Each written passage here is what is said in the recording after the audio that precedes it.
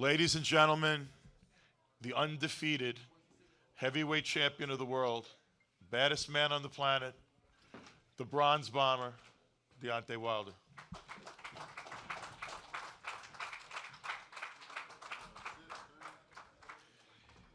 You could sit, or you can stand, whatever you want to do, bro.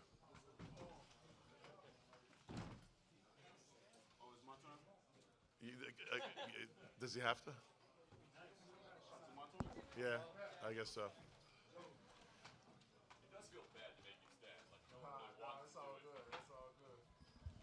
How you guys doing? Thank you for waiting so long for me. I know y'all guys ready to go home, but tonight was a magical night.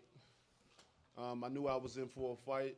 Luis Ortiz is the most technical fighter in the division. We already knew that with the Cuban background. And, when guys come and fight me, we know they're going to bring their best. We know they do things that we never seen them do. Look at this man. He was running. He was doing things that we never seen him do. But when you finna fight the king of the division, you better get yourself prepared. You better get yourself mentally ready because I got a heart of a lion, man. And that's just what it is.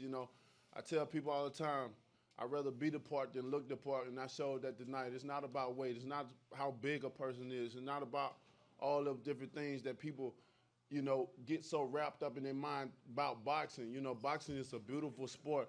It's a sweet science to this. And it's all about who got the bigger heart.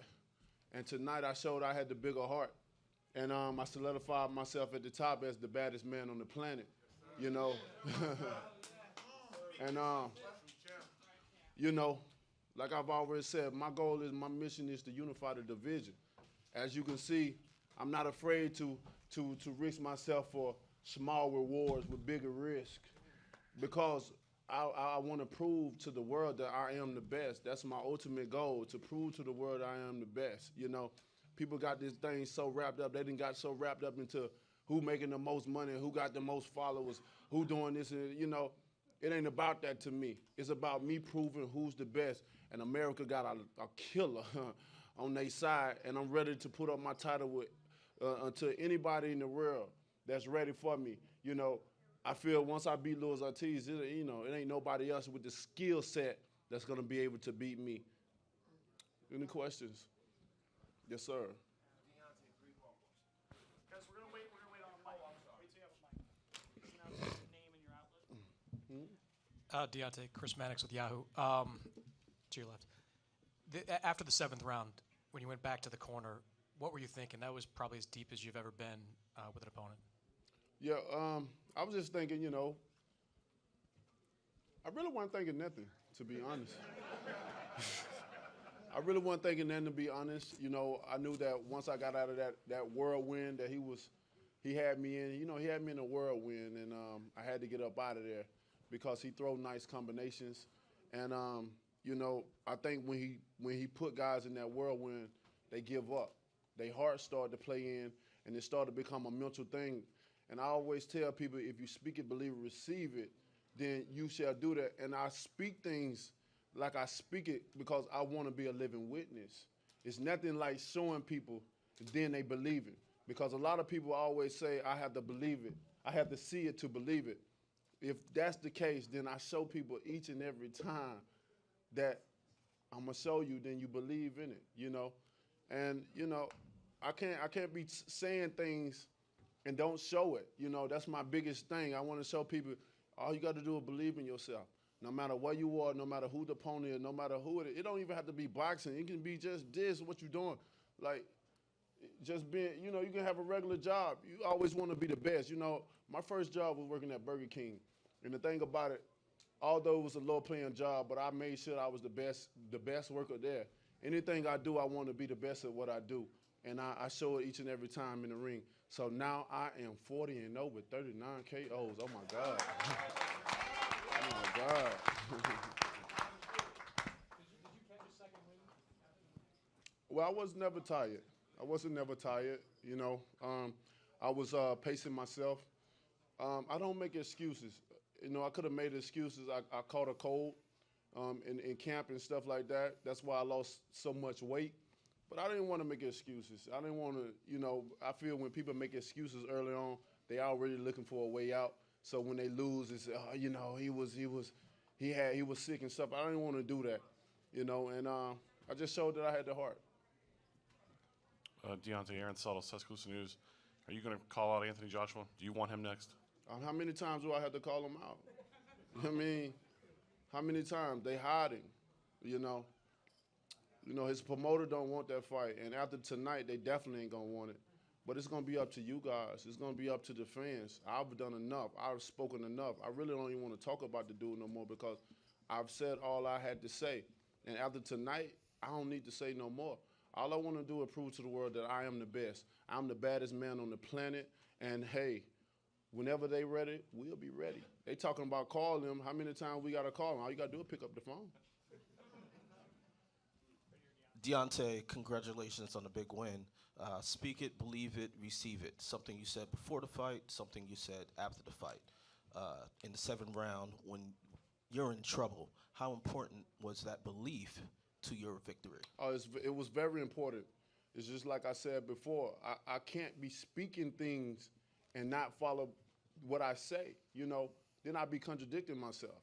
And then how could people believe in anything that I put out there if I don't do it if I don't follow behind what I say, you know? I want people to be able to empower their minds. I want people to be able to have confidence in themselves. You don't need a room full of people to believe in you. All you need is yourself. All you need is yourself. You don't have to have a lot of people, you know, because most of the time people will let you down. Human will let you down, you know, especially when you have family or friends or whatever. Most people are happy for you until you get to a certain point in your life, or when you start doing better than them, and then that's when that support, that's when that hate started to come in. But if you believe in yourself, you ain't got to worry about that. You know, you'll tell the difference between who's for you, who's not, and that's when you can take that leap of faith and say, you know what, I know you ain't for me, you know, and you just go forward with that. You know, we too worried about what people may think of us. We too worried about what people may say about us. You know, it's not about that. I always say if you took 6 months to worry about, you took 6 months to worry about yourself and 6 months to stay out of other folks' business, shit, a whole year that went by, you done focused on yourself. Look how far you can make it. And quick follow-up, last fight, 50 Cent walked you to the ring, this time Lil' Kim. How did you and the Queen Bee get in contact for that to happen? Well, you know, again, my brother Manu Jones, man.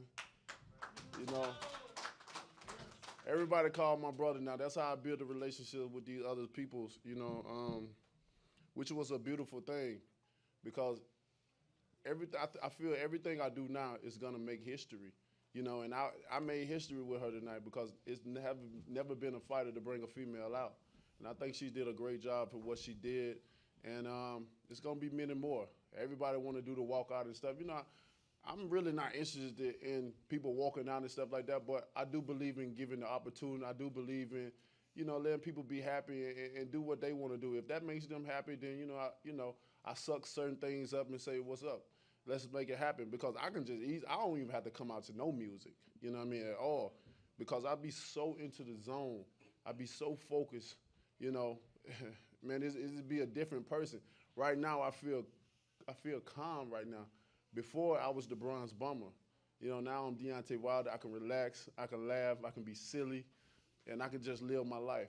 I'm finna go home and lock myself in the house amongst my children and let them love all over me. Deontay, Keith Idek from BoxingScene.com. Do you think all of what happened tonight will make Anthony Joshua want to fight you more or less? I'll let you be the judge of that. I mean, even before I fought Luis Ortiz, it wasn't nobody. There wasn't nobody calling our phone. You know, his people came all the way to America, and I got my people on stage to be able to witness that. They came down here talking about other fighters. You know what I mean? They don't want this fight. Eddie Hearn is, you know, he having fun milking the cow, like I said. You know, I heard one person made a comment and said, well, he can milk me. You know, well, I ain't in the business of being milked. I'm in the business of looking to see I want to see who's the best. You know, it's good to make money and stuff like that, but how long you going to cheat the people out of their money? How long you going to be able to just sit around and just fight these these guys that ain't even worthy of it. It's like I gotta go through so much just to get a fight. They tell me I need to do this, I need to do that. But what do these other guys have to do? You know, I have to raise a profile. I have to, man, so y'all know, y'all done heard this stuff. But what about these other guys? What do these other guys have to do? Why is it only me? You know, people be expecting so much of me. I had to look good in the ring. I have to fight the best, and I have to knock them out. And I have to win all the rounds. That's the situation that I'm in. But, you know, I don't pay attention to people. I don't worry about what they say about me, but you will watch me work in that ring. Like I said, there's no man that have stood in front of me that I haven't knocked out, and I'm going to continue my knockout spree. Other people may look at me and think about and see other things on the outside, but these fighters know when they get in the ring, it's going to be a fight. Over here, Deontay, Dan Rayfield. Dan Rayfield from ESPN. Congratulations. What's up, Dan? Tremendous fight. But my question for you is, a lot of talk about Anthony Joshua. My question is, on March 31st, are you going to be ringside in Cardiff, Wales to watch that fight? And if so, or even if you're not there, who do you want to win? Because maybe if Parker is the winner, maybe you'll have an easier time making a unification with him, since I know you want the belts not necessarily Joshua. Well, unfortunately, Sky Sports definitely have hired me to come out and be a commentator, so I'm looking forward to coming to Cardiff. I've never been to Cardiff before, so I'm looking forward to making myself presence there and love on my fans. You know, I got a lot of fans in the UK, and as far as who winning, it doesn't matter who wins. Of course, everybody wants to see Anthony Joshua and Deontay Wilder, of course, and with Joseph Parker, I don't know. They say they want to fight, but they had the opportunity to fight me before. That's why they came to Alabama to the fight and stuff like that. But when I knock people out, people start to get indecisive of what they really want to do.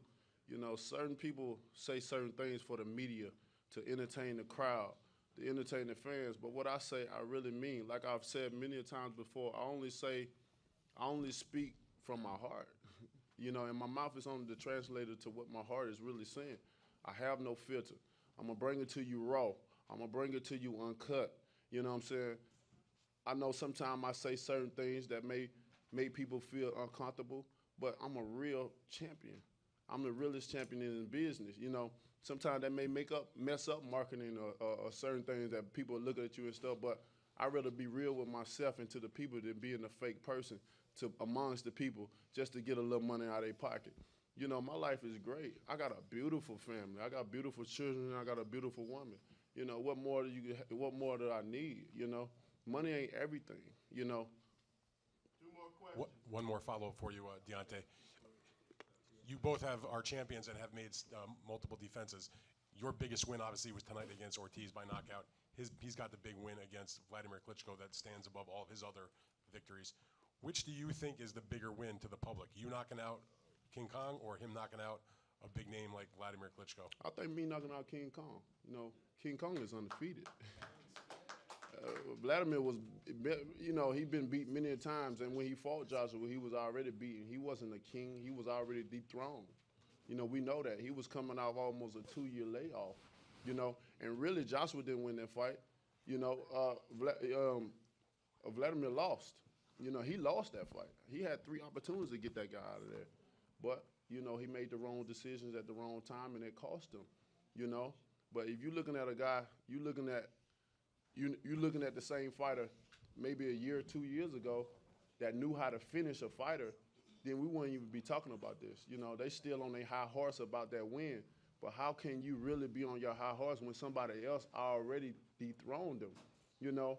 And we already know who did that in Tyson Fury. So, you know, they can celebrate that only for so long. And I feel that with Ortiz, he got the better skills. He's definitely motivated to prove himself in this division. That's why it took him so long to get world title. Nobody wanted to fight this guy. Everybody ducked this guy. No, you know, you got promoters signing this man just to keep him away from fighters. Now, we see it. It's just, I mean, enough of the bullshit. I'm sorry about the language, but it's just, like I said, I don't have a filter. I'm the realest, you know. Once I unify the division, they can have all their belts back. I just want to prove a point to myself and to the world that I am the best in the world. Final question. Huh? Deontay, Where we at? I'm right here, brother. Deontay, congratulations on on winning a heck of a fight. Going with what happened in the 7th round, were there any concerns that the referee may stop the fight? And once you survived the 7th round, did you think you were winning the fight, or were you concerned that you were running out of time? No, I didn't think the ref was going to stop the fight. I mean, when you got a contender and a champion, you let the fight continue. You know what I'm saying? You let people get their money worth. And I think the referee did a wonderful job that night. You know, I wasn't hurt.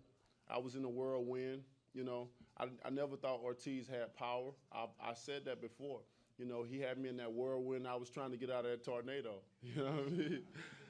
I mean, he put a lot of punches combination together well. You know, and I told Ortiz that he's never been in a fight with a fighter like me. So confident, with a natural killer instinct, with a mindset like mine. You know, I control my mind. You know, my mind is so strong. That's what meditation come from.